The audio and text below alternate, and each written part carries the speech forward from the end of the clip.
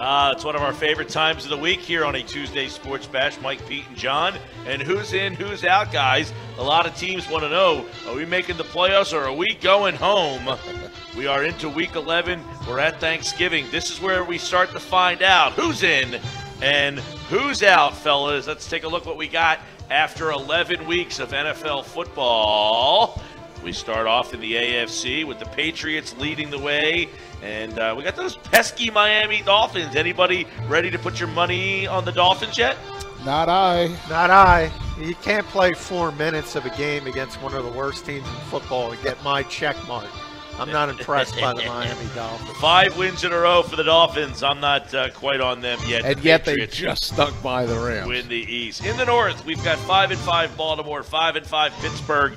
Are we bailing on the 3-6-1 Bungles yet? I sure am. I've got Pittsburgh winning the North. Yeah, I've wanted to hang on Cincinnati, but now that Giovanni Bernard's gone with a torn ACL, A.J. Green, they're not saying he's gone for the year, but he probably is. Why play him? Doesn't matter. If they lose another game, they're probably done. So they're done.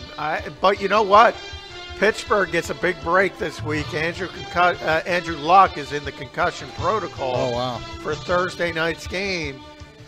Pittsburgh gets a win. I'm going Pittsburgh back on top. Is that who you had last week? You had Pittsburgh? No, I had Baltimore. Okay, I still have Baltimore.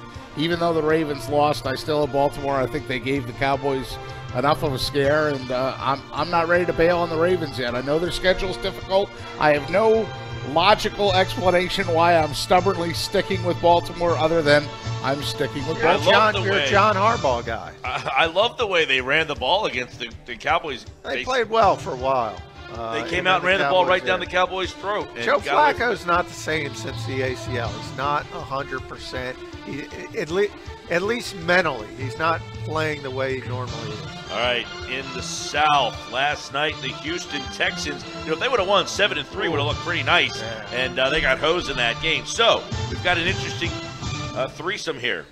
Houston 6-4, Indy 5-5, Tennessee 5-6. I still got the Houston Texans. It's a light one. I'm limping in on that one. You should be, because of Brock Osweiler we've talked about. I don't like it, but who else are you going to pick? I just mentioned Luck's probably not going to be there Thursday night. And if that's the case, they're probably not going to win that football game. I got to go with Houston. Lesser of 3 even. There are some evils there. I had Houston last week, and I thought they could have won, should have won the game last night against the Oakland Raiders. I certainly thought they got hosed on that 3rd and 1, 4th and 1 call. I'm sticking with Houston. They're 3-0 in the division, by the way, the Texans are. All right, in the West, this one seems to change a lot for all of us. All 4 teams in the West have a plus-minus in the positive section here. You got Oakland at 8-2, Kansas City at 7-3, and Denver at 7-3. San Diego 3 games back at 4-6 there, or 2.5 games of the other 2. But I still like Kansas City in this one. I hated the loss they had last week against Tampa Bay, but maybe they got that loss out at the right time. I'm going to stick with Kansas City in that West right now. Yeah, I didn't like that loss either. I mean, that's a game you should win, Kansas City at 2. But you think about it, I think they were at 18 of 20 regular season games before they lost that one. I'm sticking with the Chiefs as well. A lot of it because I didn't like the way Oakland played against Houston. They shouldn't have won the game. They didn't run the football at all, and that was weird because they were coming off that 200-yard performance against the Broncos. And by the way, the Broncos, nobody talks about them because of Trevor Siemian.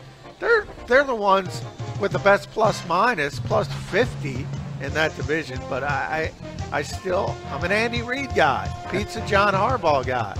I'm an Andy Reid guy. Well, I've got Oakland winning the West. I had them last week, and I still have winning the West because they did win the game. They may have not deserved to win the game, but you play to win the game. They won the game, and I also, because of Kansas City's loss, have flip-flopped my wild cards and have Denver as my first wild card and Kansas City as my second. They're still in there. I just flip-flopped the order of the wild cards.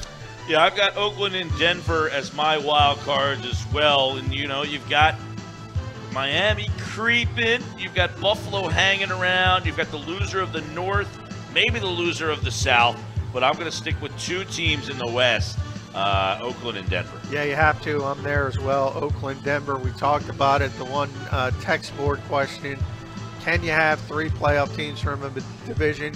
Yes, you can, and yes, you will in the AFC West. I get it in both sides. Let's check out what we got there. Let's start from the West up. Seattle starting to pull away in the West. Many people thought this would be a very interesting battle between Seattle and Arizona. Hasn't materialized yet, and Seattle 7-2-1, basically a almost 4-game lead or 3.5-game lead. They tied with Arizona, but Arizona looks like they're putting along. Yeah, that was a tough loss for the Cardinals against the Vikings. They outplayed them, but they give up the 100-yard pick six. They give up a 104-yard kick return. They sent Bruce Arians to the hospital, driving himself crazy. They're done in Seattle's division. And Seattle showed me enough. They were what we thought they were, a.k.a. a playoff team. They certainly look like one at home. I do wonder at times how they managed to tie that game early in the season when they were that bad. But a healthy Russell Wilson and being able to move with his legs and the plays that he extended against the Eagles certainly looks like Seattle will be back in the playoffs. I had them last week. I have them again this week. Interesting number there. Arizona scored more points than Seattle this year, and they've only given up, 17 more points. Right, 226 to 219, and they've given up 189 to 173. You know, those two teams are pretty close, actually, numerically speaking. All right. The difference is Seattle's unbeaten at home, and Arizona's only 3-2-1 at home. Arizona's been a complete disappointment. In the South, guys, I don't know. I told you, someone's going to win this division, but it's not going to be the Falcons. I just don't know who. I wouldn't be shocked if Carolina came back and won this thing. So I'm going to go with the defending champion Carolina Panthers this week. Hey, go out on a limb. I like it. Hey, they've done it before, but yes. I'm anybody but Atlanta. I'm sticking with Atlanta one more week.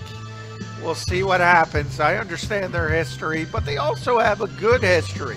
People forget, before they turned into this team that gave up leads, they almost went to the Super Bowl if it wasn't for a late Matt Ryan injury. I think they're very good offensively. Obviously, with Ryan pitching the ball to Julio Jones, Mohamed Sanu, I'm sticking with them one more week. And I've always had the belief that you don't lose your seeding when you're on a bye week. Falcons didn't show us any evidence, pro or con. I had them in before they lost to the Eagles. I had them in after they lost to the Eagles. And I have them in now. I still have them winning the South, Mike Gill. Someone's going to win that division. It's just not going to be the Falcons. Somebody is. In the North, you've got Minnesota. You've got Detroit and Green Bay 4-6. So they're 2 games back. So Detroit and Minnesota, guys, I'm sticking with Minnesota. I thought the defense, you had the kickoff return. You had the interception return. They scored 30 points last week. So maybe Minnesota's got a little spring back in their step. Well, I think you'll know on Thanksgiving Day. They open it up. Minnesota at Detroit. But remember, the Lions stole a game they should have lost in Minneapolis.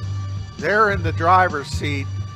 I'm sticking with the Detroit Lions. I had Detroit last week. Look, they beat the Jaguars. I know that doesn't move the needle on a lot of places, but they did what they're supposed to do, which is win the football game. And you're right, a lot of this NFC North picture will get cleared up when Detroit and Minnesota play each other on Turkey Day. But for now, Detroit is in front. Hey, and by the way, Washington plays Dallas on Turkey Day, too. That could really change things in the East. If Washington wins that game, now you have about a game and a half separation, and then the East becomes wide open again. So Dallas and Washington play on Thanksgiving. I'm going to go with Dallas to win the East here, but it's not as much of a gimme as many people are making it out to believe.